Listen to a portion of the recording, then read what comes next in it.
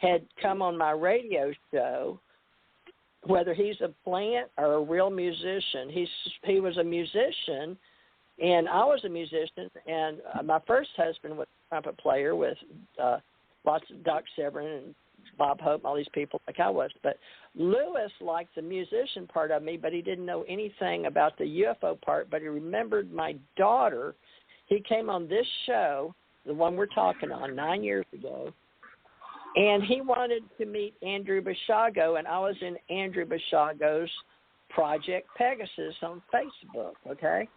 So he asked if I could get him to meet Andrew Bashago. So that's how Lewis on my show, and Andy came on my show, and Andy was on 2 or 3 times on this show, and this radio station, our TJMRCTR. He was on Revolution Radio, and we've lost him. So he'll have to start all over.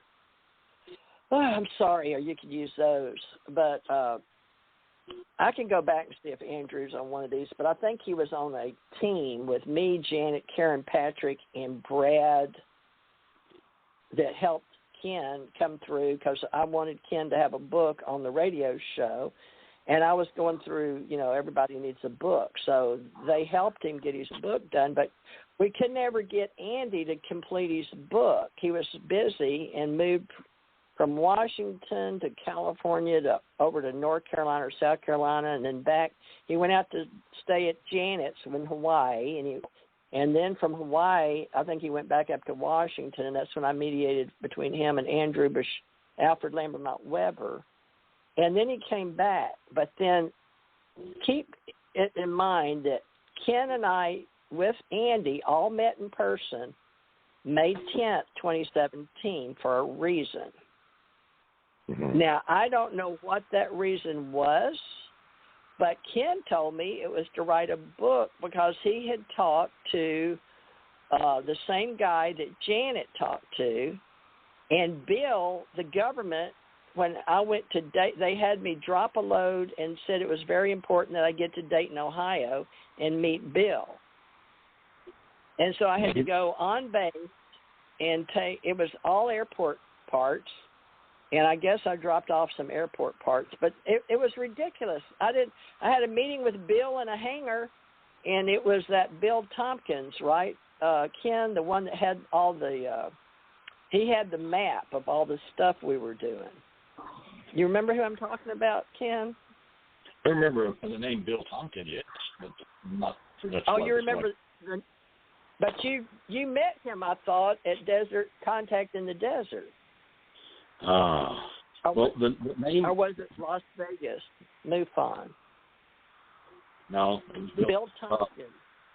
Yep. You brought me his book. You brought the book. You told me you were going to bring the book, and you did. And you sat down with me, and you split it open in the middle. And I don't remember after that. It's like I have a blank. Do you remember what you were telling me? Not a word. I'm sorry. Because, I've been called brainwashed, if you want to, where I've had a brain erasure. Yeah, there were a lot of the things that I've had. You think Andy will remember? What is it about the William Tompkins book, Me, You, NASA, and Andy and Project Pegasus? And I think, Richard, write it down. It had something to do with time, space, gravity, and it was, you picked him or something because Bob Lazar was working on it, and William Tompkins and I and Tom, we were all working on the same project, and it had to do with space, time, gravity, dark matter, space, and cosmology, and Story Musgrave didn't believe in any of this. But we had Story come on, and he went on Tommy's show. He talked to me. He was taking his jet back and forth from here in Florida over to California over there to what was it? Hey, I forgot now. My brain won't work now. Well, anyway. Uh-oh. It's contagious. Yeah. Richard, you've got enough to get this book started, but you've got to use May 10th for 50 years from NASA till 20 we met. And then you can write the next book after me and Ken and Andy discuss up to that day when we meet. And we have the ACO meeting that you're now the director, or no, you're the president of. Well, no, you're a director too. So the three of us are directors. You just happen to wear the hat for the club. Ken, that's the club of people that don't have any money or whatever. They just know us on the YouTube. You're talking Ken? About me? Yeah, you. Me, you, and Richard. Well, it was like when we met with Andy. Nobody was making any money, but we were trying to do a fellowship. And so you put in the book, this is the beginning of ACO, and you took the secretary of the minutes of the meeting, and I've got a copy of them. Yeah, I gave them. Yeah, you got a copy, and I got a copy. No, you have the copy. You had the only copy. I didn't keep it. I gave it to you. Out as we were getting to the car. Oh, wait, you gave me I've got the original? Yeah. Well, then I emailed you a copy, right? Well, everything that you I and wrote I down, both everything that I wrote down and kept notes of that meeting, I gave them all to you as we left. If you can remember that, then you have selective memory, because for a long time you can remember nothing. So something's going on with you and me, because I have brain fog too. So, Richard, whatever Ken and I did, it affected me, him, and Ken, and it has to do with time, space, gravity, and the aliens wouldn't give us that other metal because it was off planet. I remember that.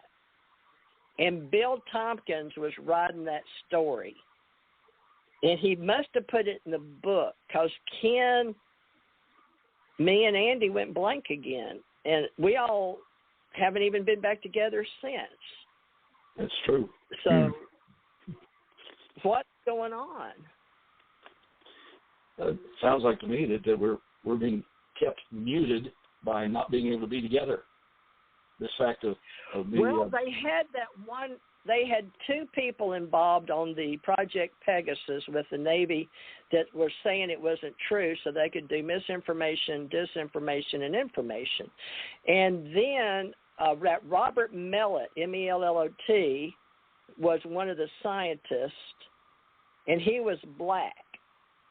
And I think Andy repelled him. I think he was scared of Andy, but he wasn't scared of me. And that Neil deGrasse was just for, how they do the front people, like the presidents of the United States are just the front people, like the PR person.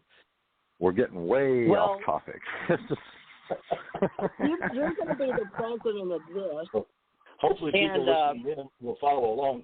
People who are listening in will follow along with us and find out how we're getting from point A to point B to get more information, and then they'll have it. So. Do you still have that Bill Tompkins book? Because he died. Janet told me he died. I'll have to go through my whole library. She was with him in a wheelchair. You don't recall the name of the book, do you? You don't recall the name of the book, do you? I don't remember. Bill Tompkins, I think his name was William Tompkins. But they told me to meet him. Well, I met him in SATCOM. I met him in San Diego in a hangar, and they had me meet him in Dayton, Ohio. But I thought he was down at NASA with us. I thought he told me he was in NASA because he was flirting with me because I was, with the secretarial pool. You know what I'm saying? He was flirty kind of guy. But they wanted me to meet him again while I was driving a truck in Dayton, Ohio. But I don't know what the meeting was about. And they hurry up and acted like, okay, we're all here. And then we all dispersed. And I didn't know what the hell. I left there crazy. I was like, what the hell did we just do? And what went on? And they told me, don't worry about it. Just, But there's some spooky stuff that went on that I don't understand. You know the name of the book? That Bill Thompson. Huh? Do you know the name of the book? Or was there a name of the book? No, you didn't tell me the name of the book. I did what? Janet was pushing him around in a wheelchair or something, and he and her were talking about me, you, and Andy, and her, and the psychic abilities. And he told her she was like an old soul and stuff, because she's a cute little blonde, and that was his way. But it was right before he died, because he was working. They called me right after me, and Andy met, and I had to go into a meeting at the Tampa hospital and have a special meeting with Bill Tompkins, somebody else, his wife or his secretary or somebody about that book. Right after you and I, it was like May 17th, May 20, June, something. But I had a meeting with his agent or his wife. It was a woman and him, and talking to me, and a couple of men in the back. It was on one of those. It's a special boardroom at Tampa, at the Moffitt Tampa Hospital, where they had those Nordics working. They confirmed they were Nordics. You know, like Nordic, Nordic people. Yep. And they had Ginger, because she was extraterrestrial born and had that ET in her. She had one of those, what do they call them, smart things, like in Houston. They were calling Houston at the Rice or somewhere. Those she had smart entity in her, like a piece of, like I do in my back. It looks like it's thinking dots or something. It's electric. The attorney told me they don't know, but they were real spooked by it. So they did cut my back open to look at it. And it was real, real tiny, but it ran. And my daughter had one in her.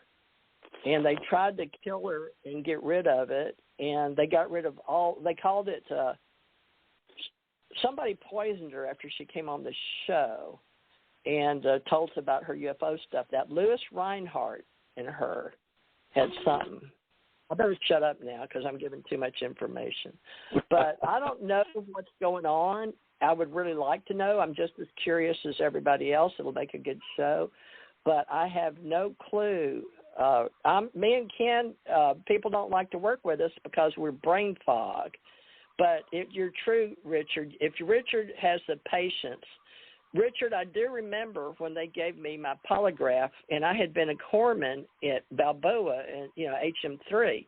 So they tried to show me in '87 when they brought me through on a Thursday rehire day. It was probably May 11th by that time on a Thursday, because I came through on a Wednesday and a Thursday. And I was all a right, rehire. well, but after that, let's just interject. Not that I'm trying to cut you off. Not that I'm trying to cut you off, but I mean, you're going into bits and pieces of the past, and the best we can do for the audience is to say, well, in the upcoming future, there's going to be a book, and this book will entail a bunch of interactions with, pieces of people's memories. ETs and Men in Black and all these various sundry experiences and so forth. And we'll keep you updated as far as, how far the book has gotten or when it's going to be produced in full. And in the meantime, of course, I will have to have individual sessions so that in turn I can begin to write this book. So I guess they'd be kind of memory sessions, you could say, in a manner of speaking, where basically... You repeat it back properly. So if you can just type the way you talk, we'll be okay. And then you'll just have to dig the parts out. But Ken and I, we don't know what's going to trigger the memory, do we, Ken? Well, hopefully it'll come about or whatever. Ken triggered me. I don't know what he said, but it triggered. We're already at the top of the second hour, just so you know. Are you there, Ken? I'm still here. All right, did I scare you? Did I spook you, Ken? Because I spooked your friend, Andy. Are you